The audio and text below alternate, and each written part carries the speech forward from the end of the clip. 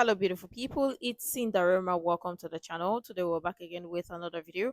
This is from Miss T channel, and the title reads Rolex announces price slash on luxury watches after getting exposed by Chinese manufacturers. All right, so we're gonna say all of these are allegedly, but it's quite interesting because lots of people will be like, oh yeah, these brands have been exposed, but in my view they are not exposed, or they've not been exposed. They did what every other business person would do, and it's just business. But yeah, we're gonna check this together, and I would love your thoughts and your contribution in the comments below. Let's dive right in. You pay $4,400 for a mid-test Tudor Black Bay monochrome. You pay almost $10,000 for a Rolex Submariner. And a Royal Oak Extra Standard costs like $36,000. Cheap is not a word that applies. The watch is often blurred. However, when you come to Guangzhou, you cannot see any problem just by looking at the appearance. What you need to be careful about is that the low quality movement inside will be sold at a high price. My suggestion is you can try first or buy it for a legal way. I'm Sean. See you next time. 95% of the world's watches are made here, including the one you're wearing right now. Many big brand watches are produced or sourced for parts from here. This place is Shenzhen City, the world watch capital city. And in Shenzhen, you must not miss this factory. Asking y'all should receive. Tisa, where are the watch manufacturers? I did some digging and I found the watch manufacturers. There is a new scandal coming out of the luxury watch division. Listen, if you want to keep going to Rolex, if you want to keep going to AP and spending your money, go and do that. However, industry insiders are coming out, and I have their videos. People have even been fired from it for lifting the hood away from the ugly.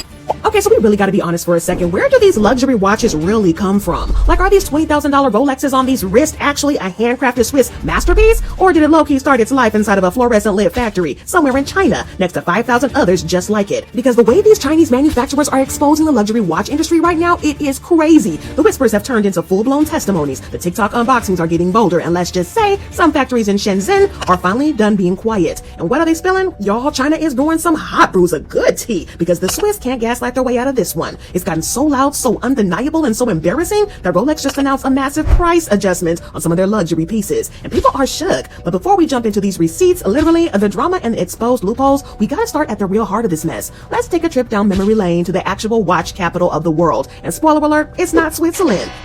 Most Swiss watches are actually made in China, and the reason that replicas often look just as good as the original is that they are made in the same factory. Alright, so hear me out. You probably grew up thinking that the best watches must come from their Switzerland, right? Well, snowy mountains, precision engineers, little old men in magnifying glasses, building a Rolex by hand, right?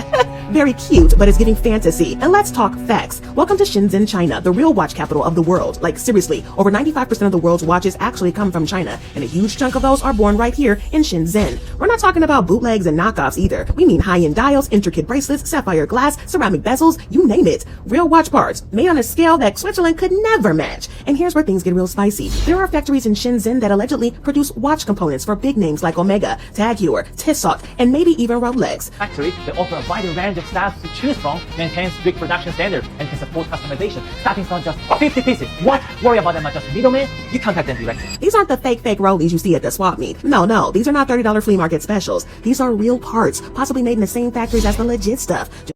Well, emphasis on made from the same factory, the same manufacturers. But again, they are selling their brand, and they've built their brand to where they are today. Maybe they started with a very low price, affordable price, and whatnot, and got to where they are today, and just wanted to up their price. It is called business. No. People should stop this ideology to say, oh, they fooled you, or they sold a fantasy, or it's a fantasy, or they sold an illusion. They did not. They sold their business and their brand. And you know, when you've built your brand to a certain stage or reputation and whatnot, it gets to a point where people are starting to buy the brand or starting to come for the brand and not for the item. But because there is a trust relationship, or trust in the relationship in your product or whatever, so they're coming for it. And that is what people are coming for. They do not fool you, because nobody, no business person is going to reveal their source, and that is just how it is. without the official Swiss blessing. And the wild part, these factories are now openly bragging about it. Some of them are even offering custom orders to the public, as in you can legit bypass the boutique and buy your luxury watch straight from the source.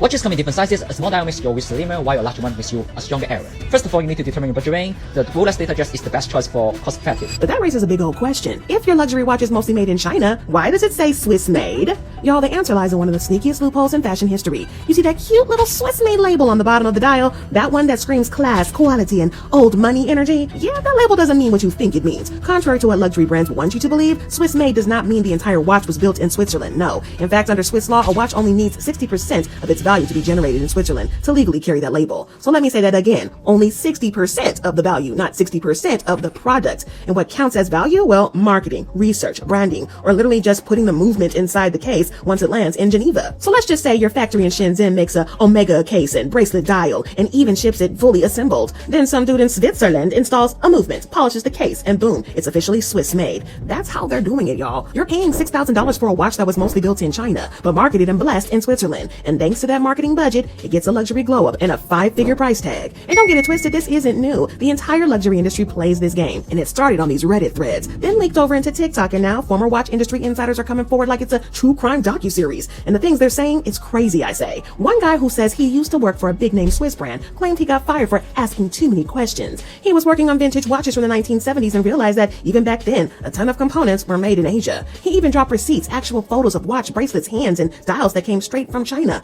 Meanwhile, the movement, sometimes Swiss, but sometimes just a $5 quartz piece slapped in last minute. I'm going to fight Harold. Why? The watch is a fake. What's fake about it?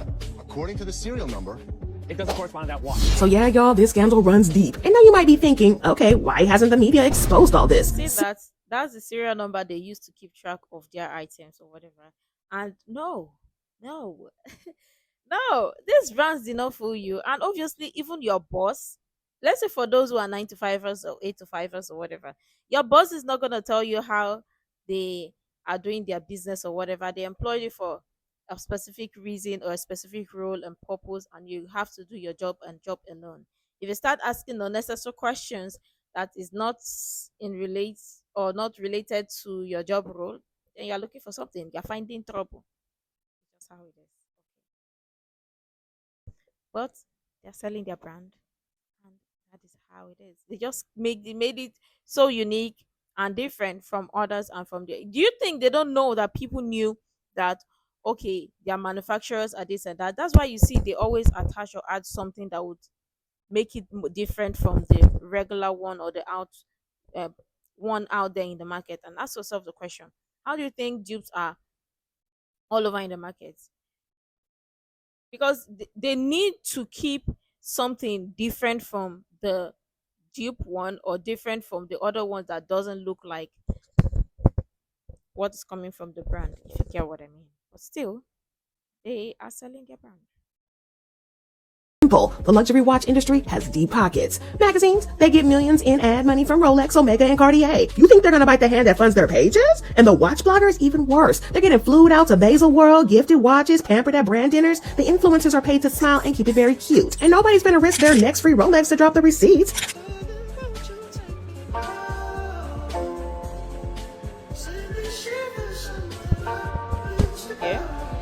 So now it's up to the little guys like us, YouTubers like Misty, TikTokers, anonymous factory workers, to lift the curtain and show y'all what's really happening behind the luxury fantasy. So after years of being completely inaccessible to most people, Rolex did something they rarely do. They quietly dropped their prices. Not across the board, of course, but enough to make people say, wait, are y'all good? Because reports from watch forums and luxury dealers say some Rolex models saw up to 20% price cuts in select markets, specifically models that were getting too hot in replica scenes, like the Submariner, the GMT Master 2, and some Oyster Perpetuals. You want to start adding Rolex to your collection? These are the 5 cheapest Rolex watches that you can buy right now. First one, we got the 36mm Datejust 16220 with the engine turn bezel and is worth around $6,500. The next watch is a 36mm Datejust 16014 with the blue dial and fluted bezel. This one is priced at around $6,200. Now don't get it twisted. Rolex didn't blast this out in an ad campaign because the Rolex never goes on sale. They played it slick. They priced were dropped subtly, mostly happening through authorized dealers and in select locations. But the people who track this stuff, they noticed immediately because these price adjustments came right after the Chinese expose that went viral, showing Rolex Rolex-style cases and bezels being boxed and shipped in mass from a Guangdong warehouse. And listen, brands don't just cut prices without a reason, especially not Rolex, who literally thrives off of artificial scarcity and luxury exclusivity. For them to adjust prices quietly during a public supply chain scandal,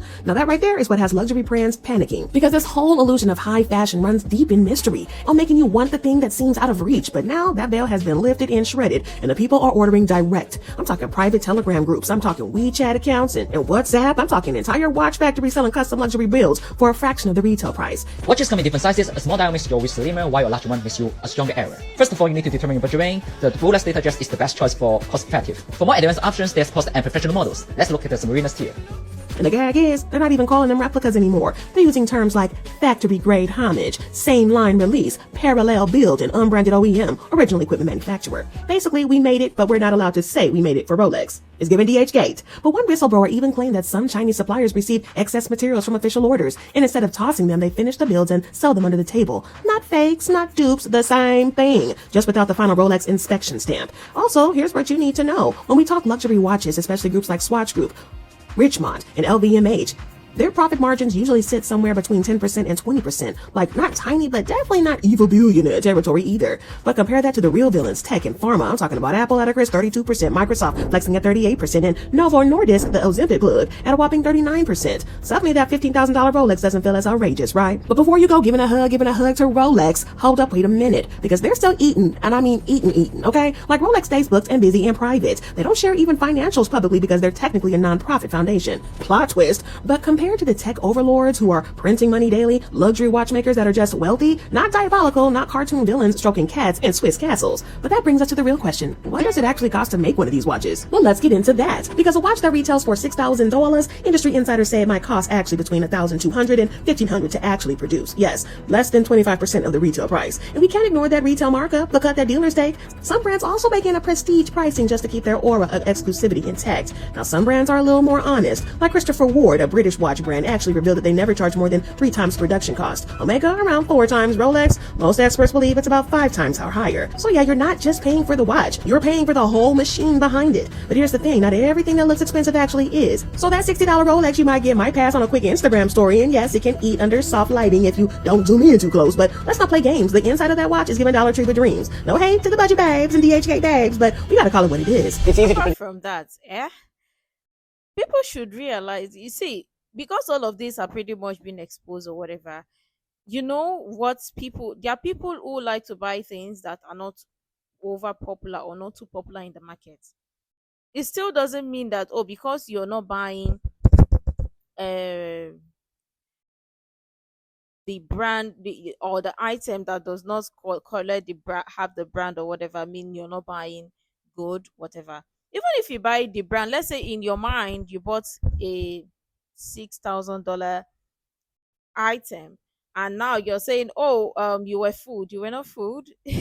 You wanted luxury and you got luxury. Did the brand come to tell you, oh, they did not give you luxury? No, they did not tell you, and they sold their brand. And even you, if you're doing your business or whatever, you're still gonna sell it the way you branded it.